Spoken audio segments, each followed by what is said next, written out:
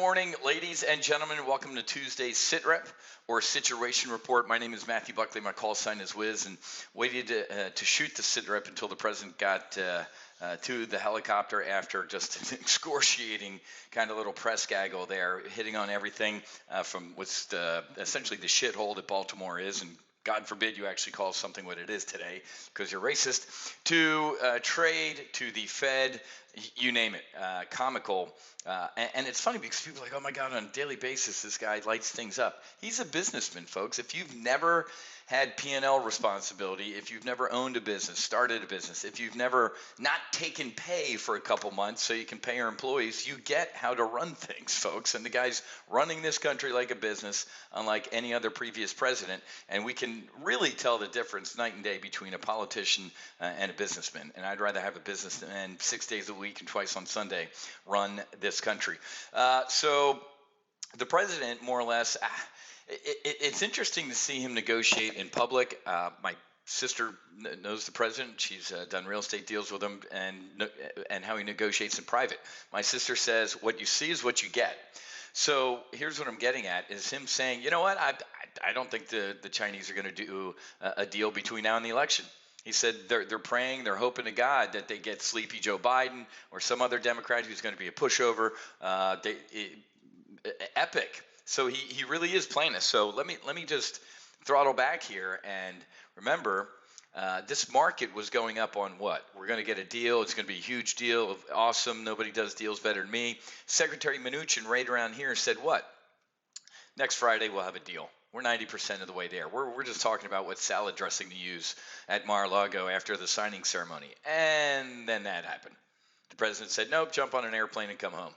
So this market was a hopium market on, hey, I'm going to get a deal done. And now the president's saying we're not going to get a deal done, at least, most likely, for another year and a half. Let me say that again, folks. If this market's up here, well, this market's up here on the Fed now, but a trade deal was kind of priced in. If we have another year and a half of this trade war, folks, what's going to happen to corporate earnings, right?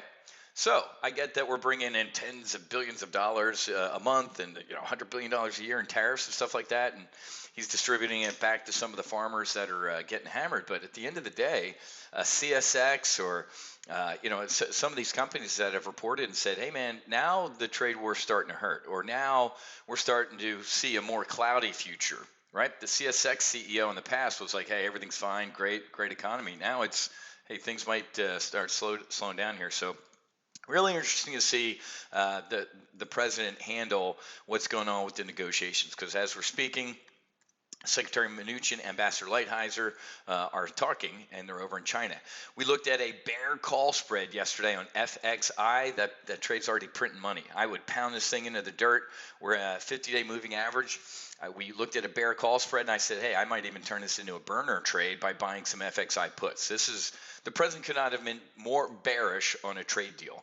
Now let's move on to what else so obviously stocks ain't digging what the president said, and we're kind of in this wait and see mode for the Fed. But here we go.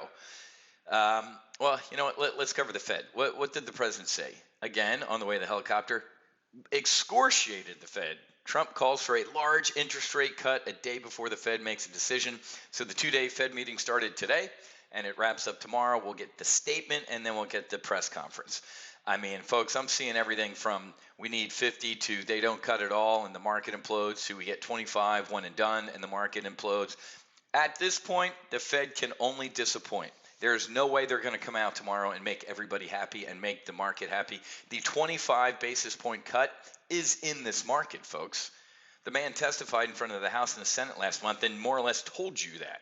Then in a couple press conferences, or some Fed lieutenants after that also said that. And they tried to tamp down expectations of a 50 basis point cut. So I think we get 25 and, one and done, but not done forever. I think they're going to sit on their hands. Why? What just came out before I jumped on the air as well?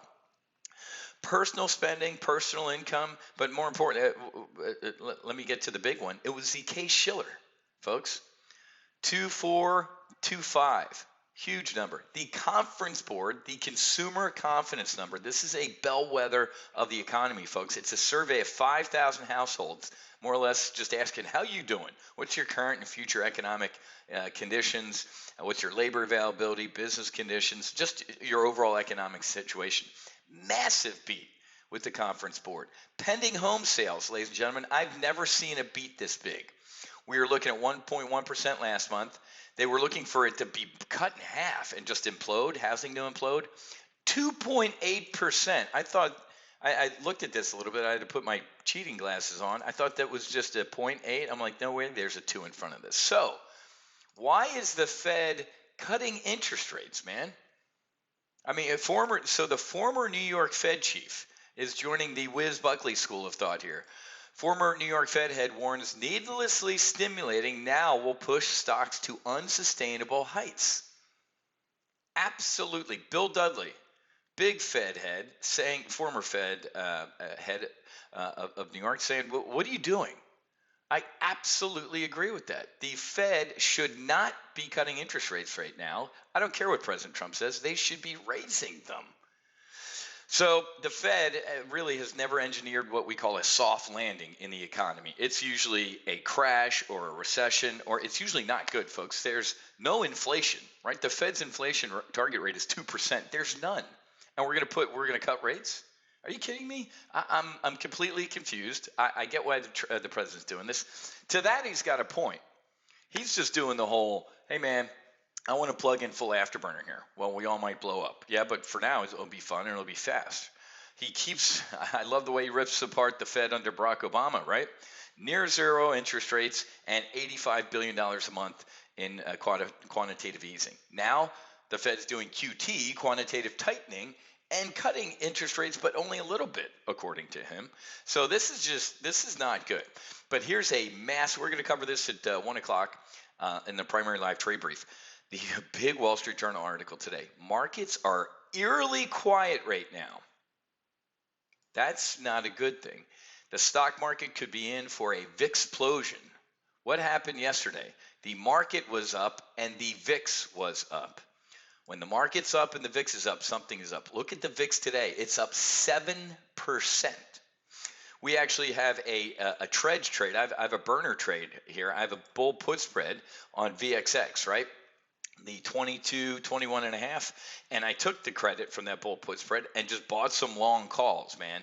This is a great trade because I think at this point, the Fed only disappointed. Look at our PLTB portfolio, folks. Look at this. Month to date, we're over 10 grand. Look at our top position here. VIX, $3,000 in VIX calls. We've made $2,100 in VXX bull put spreads, right? So really, really happy with what's going on here. We're print money, trading China. Our Visa position is epic. Let me show you our Visa position.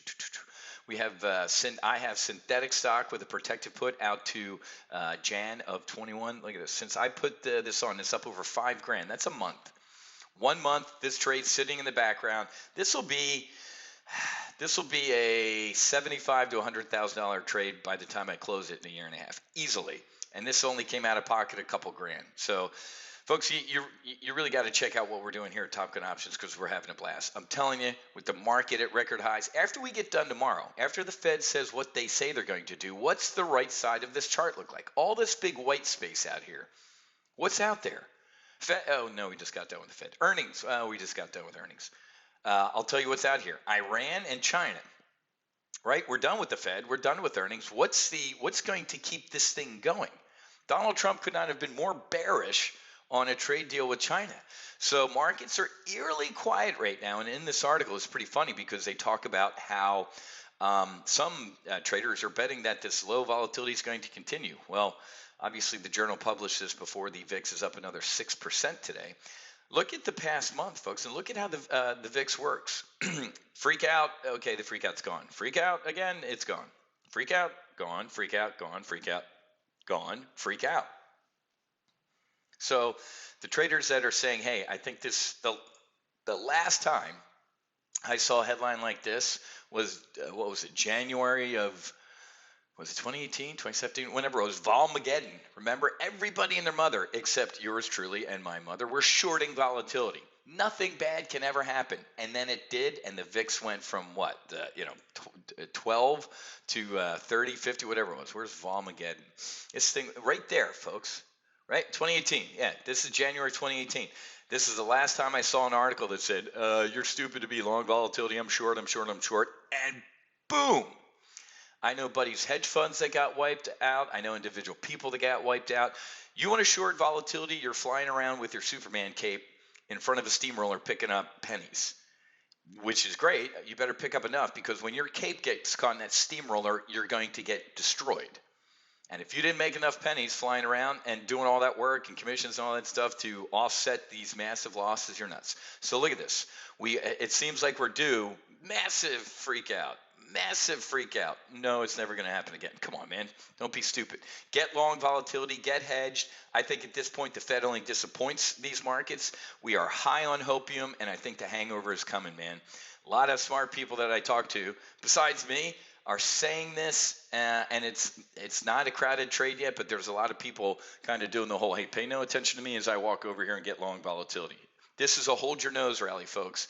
This is a hold your nose rally where I am cautiously bullish on one hand, but on the other hand, man, I have one hand on the ejection handle, always ready to go and get out of this thing, and then pound it into the dirt as people get wiped out. Okay, I got to get going. We have, we have our primary live trade brief today at 1 o'clock. Real quick, if you want to take a test flight into what we do here at Top Gun Options, here's what I want you to do. Go to our homepage. You can scroll down and just click on Full Throttle Max there.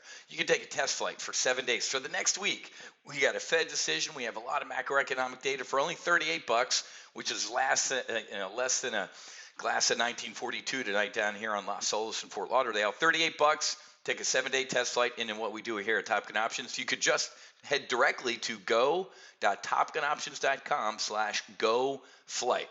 Okay? Go.topgunoptions.com/go-flight, and we should be good to go. Okay? Have a great rest of your day. I'll see many of you in the primary live trade brief at 1 o'clock. God bless.